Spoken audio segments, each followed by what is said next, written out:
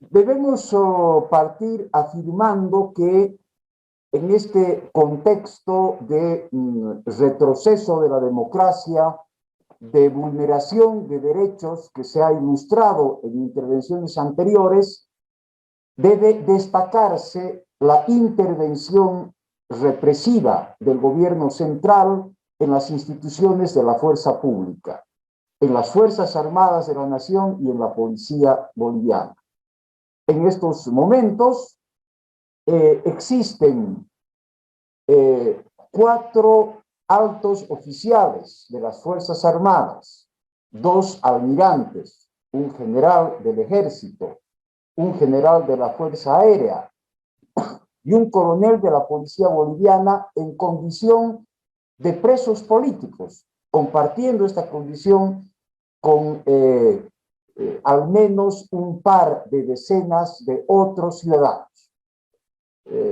Vale la pena aclarar que el concepto de preso político al que nos acogemos no es el de aquellas personas que cometen acciones delictivas por móviles o motivaciones políticas. No, es algo más delicado, más sensible. Se trata de personas que sin haber cometido delito alguno están sufriendo una represión que correspondería a la comisión de un delito. Es decir, los oficiales que están guardando detención están acusados de el golpe de Estado forzadamente vinculado a los tipos delictivos de sedición, conspiración y terrorismo, siendo que está afortunadamente cada vez más claro ante la opinión nacional e incluso internacional que el golpe de Estado alegado por el partido de gobierno nunca existió. El tiempo es demasiado escaso como para abordar siquiera medianamente la montaña de elementos que hacen a la evidencia de que tal golpe de Estado no ocurrió. Baste simplemente mencionar, por si no fuera suficiente, la clara posición de la comunidad internacional a través de organismos tan importantes como la Unión Europea o la Organización de Estados Americanos. Y si no bastaran las 2 leyes que reconocieron el carácter constitucional del gobierno interino de Yanín Áñez, las propias declaraciones del expresidente Evo Morales, que en su libro de memorias llamado Volveremos y Seremos Millones, actualmente al alcance de todos en el Internet, deja muy claro que él decidió su renuncia el año 2019 antes de recibir la sugerencia del general Calimán de que renuncie, que decidió su renuncia a causa de la presión de la ciudadanía y especialmente de la Central Obrera Boliviana. Si cabría señalar como causantes de la coerción determinante de esa renuncia a alguien, tendría que ser a la Central Obrera Boliviana y a la ciudadanía. Pero ni las organizaciones sindicales ni la ciudadanía dan golpes de Estado, eso lo sabemos todos. Podrán protagonizar levantamientos o insurrecciones, pero no golpes de Estado. Entonces está absolutamente claro que no existió ese golpe de Estado y que por lo tanto es también absolutamente injusto e impertinente atribuir su autoría delictiva a alguna persona. Por lo tanto, estos 4 oficiales de las Fuerzas Armadas y el coronel de la policía son presos políticos,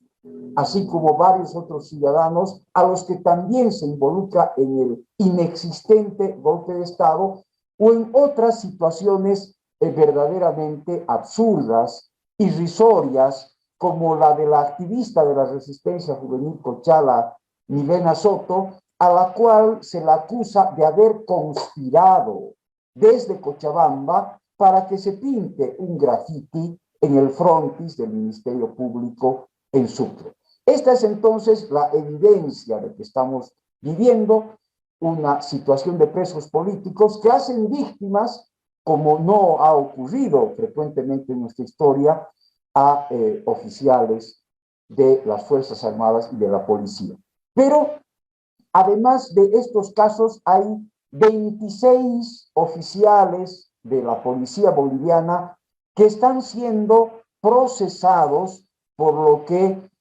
ha venido nombrándose como motín y parece más riguroso nombrar como repliegue, que protagonizaron una serie de unidades policiales entre octubre y noviembre del 2019. Y esto tiene que merecer una mayor reflexión porque nos conduce más directamente a la situación de fondo y a las motivaciones que existen en esta intervención represiva sobre nuestras instituciones de la fuerza pública. ¿En qué consistió esta acción? Realmente, ¿en qué consistió esta acción de repliegue?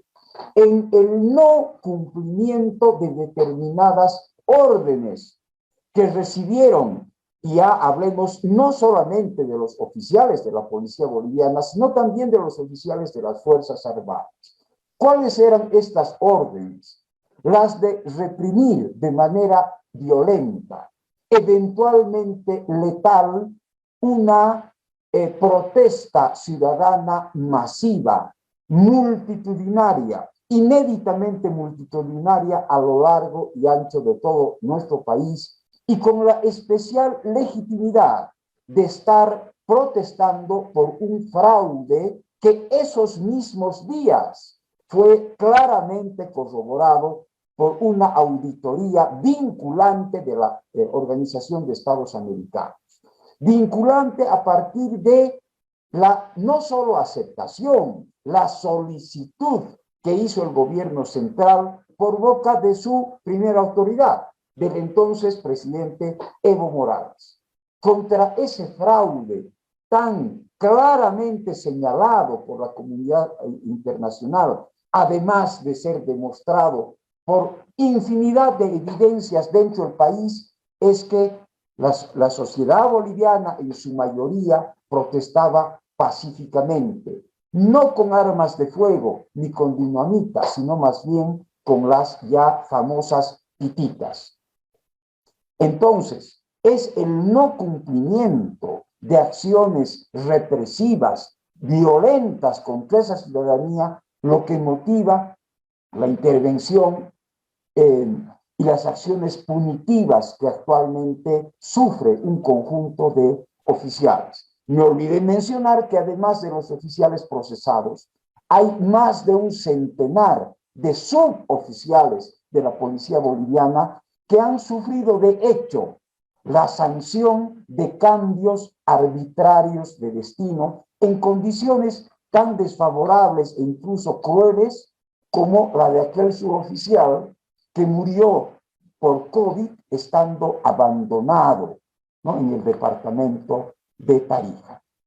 Ahora bien, ¿qué es lo que evidentemente se pretende con esta intervención sobre la fuerza pública? Por un lado, la represalia con el no acatamiento de estas órdenes, que hay que dejar muy claro, fue un acto legítimo, de cuya legitimidad podemos recoger muchas normas y precedentes en el derecho internacional humanitario y en el derecho internacional de derechos humanos. Si algo se les reclamó desde el derecho, desde la justicia, desde los sentimientos más básicos de la condición humana, a los militares argentinos durante la Guerra Sucia, fue cumplir órdenes de represión cruel, violenta,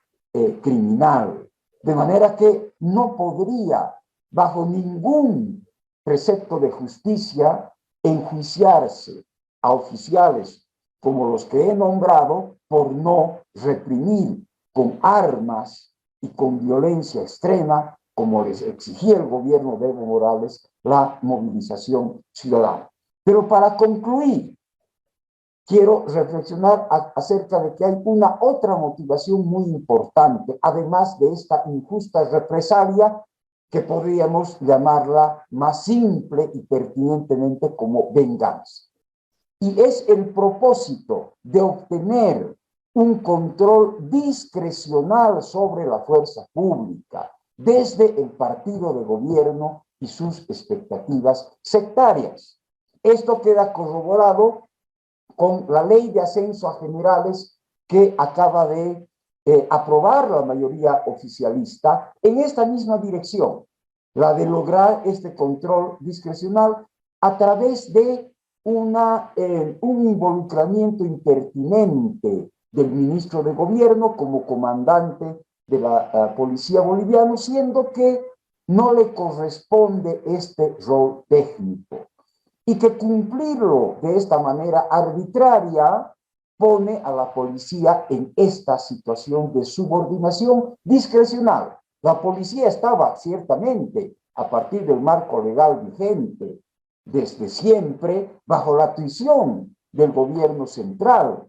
pero esta tuición tiene que restringirse al marco de la institucionalidad y no puede entrar dentro de la arbitrariedad que hace del partido de gobierno un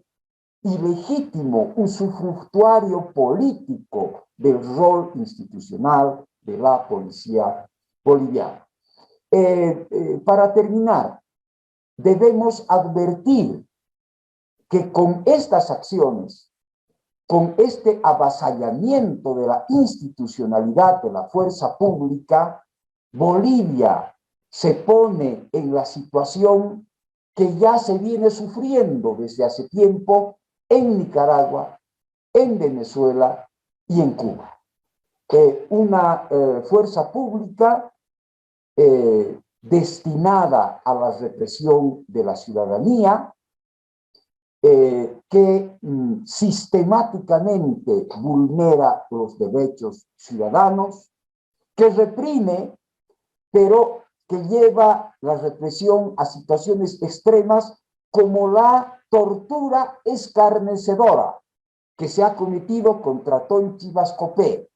a quien se lo ha torturado casi de manera pública, no por error, no por descuido, sino por el cruel propósito del escarnio, del escarmiento y de la intimidación de la ciudadanía. Y se pretende que exactamente como en Venezuela con los círculos bolivarianos, en Nicaragua con la mal llamada juventud sandinista y en Cuba, como lo hemos visto estos días, el terrorismo de Estado ejercido desde una fuerza pública subordinada se complemente con las acciones violentas de paramilitares como ocurrió el día de ayer en La Paz.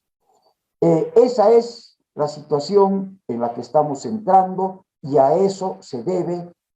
la represión sobre policías, sobre militares que se está sufriendo en Bolivia.